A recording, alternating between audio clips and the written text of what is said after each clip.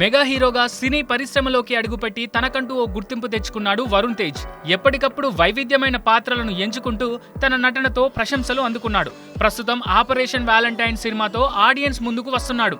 ఇప్పటికే shooting complete అయిన ఈ మూవీ మార్చి 1న గ్రాండ్ గా రిలీజ్ కానుంది. ఇక కొన్ని రోజులుగా వరుసగా ఇంటర్వ్యూల్లో పాల్గొంటున్న వరుణ్ తేజ్ ఈ సినిమా గురించి, తన పర్సనల్ లైఫ్ గురించి ఆసక్తికర విషయాలను పంచుకున్నారు. ఈ క్రమంలోనే తన పెళ్లి నవంబర్లో జరగడానికి గల కారణాలను వెల్లడించారు.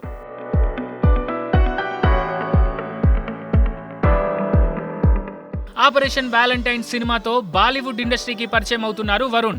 ఈ మూవీ కోసం 2 నెలలు ప్రత్యేకంగా హిందీ భాష కోసం శిక్షణ తీసుకున్నానని, ఈ సినిమాలో తన పాత్రకు సొంతంగా డబ్బింగ్ చెప్పినట్లు చెప్పారు. కానీ యాస అంతా సరిగా కుదరకపోవడంతో మరొకరితో డబ్బింగ్ చెప్పించారని అన్నారు. ఇందులో ఫైటర్ పైలట్ పాత్రలో కనిపించనున్నారు వరుణ్.